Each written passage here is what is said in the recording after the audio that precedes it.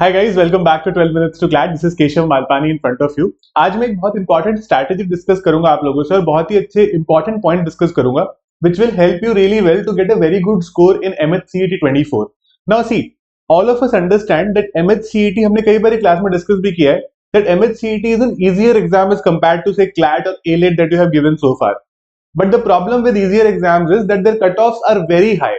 And with the minimum number of seats, you could say, or very less number of seats that MHCET colleges have, where we want to go, like GLC Mumbai or ILS Pune, we have to be very accurate in the exam.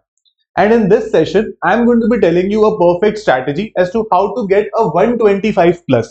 Because over the years, it has been seen that if you want to go to GLC or ILS Pune, 125 to 130 is the ideal cutoff for people who are outside Maharashtra. Now that does not leave you with a lot of scope to make mistakes because the maximum marks here are 150 और हमको यहाँ पर लाने पड़ेंगे 125, 130.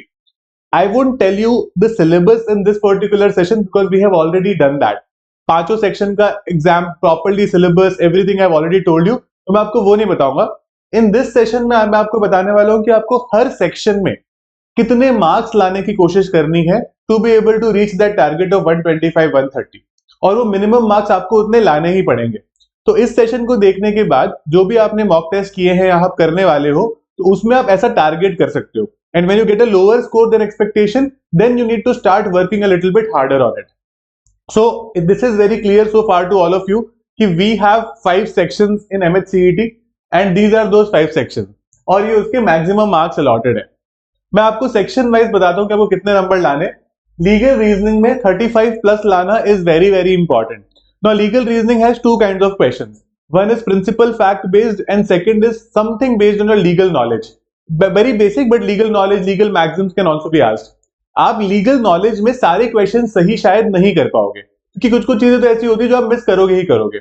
इसीलिए जो principal fact based question है ना, उनमें we will have to do 100% job. और उसके बाद में कुछ अगर क्वेश्चंस गलत होते हैं तो भी you will be able to get 35, 36. Students generally get 40 on 40 also. In MHCET जो लोग टॉप करते हैं वो फुल भी ले आते हैं कई बार. तो इसलिए मैं बोल रहा हूं even if you get 36, 37 that's a very good score. Moving forward for current affairs static GK. अब current affairs static GK is one section where we generally score the lowest. Lowest इतना कम नहीं होता कि हमारे 30 में से 15 ही आ जाए, but it is one section where some questions will be out of syllabus और there is no syllabus as such, but it will be out of scope. We won't be able to understand a lot. तो यहां पर out of 30 you'll have to start scoring 23, 24 के आसपास. The questions are on the easier side. We have to, मैंने आपको कई सारे sources बताए, हम लोग इतनी रेगुलरली अब क्लासेस कर रहे हैं, तो you have to understand कि वो क्विजेज जो हम क्लासेस में करते हैं, वो एक्सप्लेनेशन जो हम क्लासेस में करते हैं, जो आपको बाकी सोर्सेज बताए गए हैं, that you are doing regularly. That's very important. Moving forward with logical reasoning. Logical reasoning is analytical as well as critical. Critical is not like CLAT, it's more you could say cause and effect और छोटे छोटे questions आते हैं because MHCET although 150 marks का exam है in 120 minutes is comparatively easier to do in smaller. तो 40 में से you'll have to get a 35 plus in this also. मतलब लॉजिकल और लीगल में आपको सेम टाइप की एक्यूरेसी रखनी है. इसमें एनालिटिकल रीजनिंग के जितने भी क्वेश्चंस आते हैं ना, उसमें आपको 100% श्योर होना पड़ेगा, उसमें आपको ठीक से करना ही पड़ेगा क्योंकि अनलेस एंड अनटिल आप इसमें फुल लाओगे एनालिटिकल रीजनिंग में, क्रिटिकल में आपके पास 2-4 क्वेश्चन गलत करने का स्कोप रहेगा. And again we were obviously going to answer all the questions because there is no negative marking.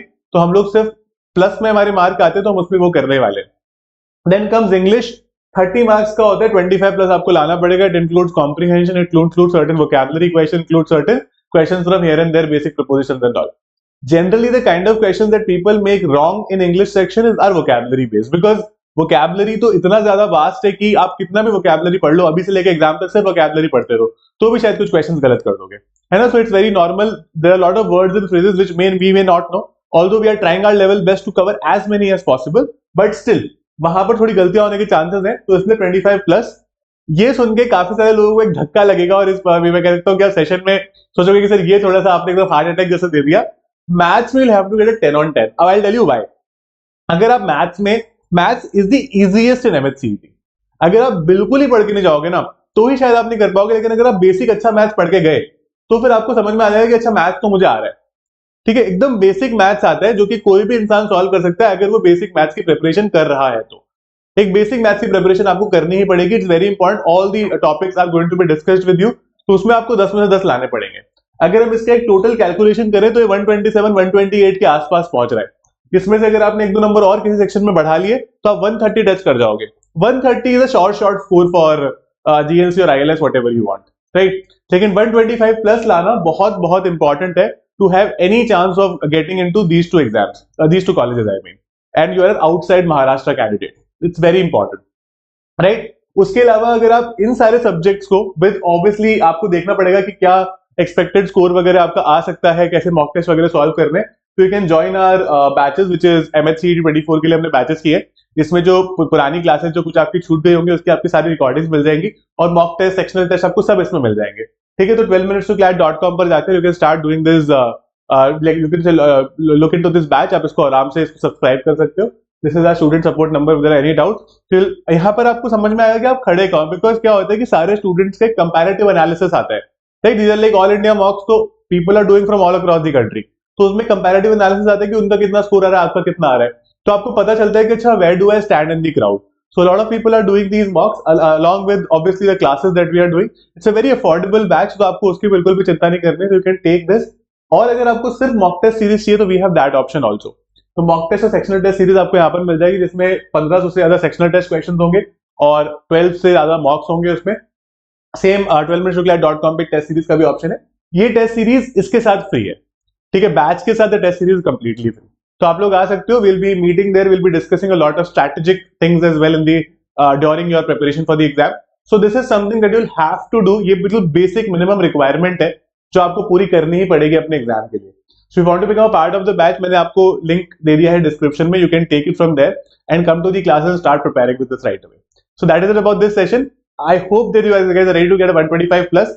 if you feel that अभी प्रिपरेशन में थोड़ी कमी बाकी है, start picking it up right now, because May 3rd को tentative date है आपके exam की, it might happen on that day, so you do not have a lot of time also। आपके पास ठीक ठाक टाइम है, बट इतना भी नहीं है कि आप उसको बर्बाद कर दें, right?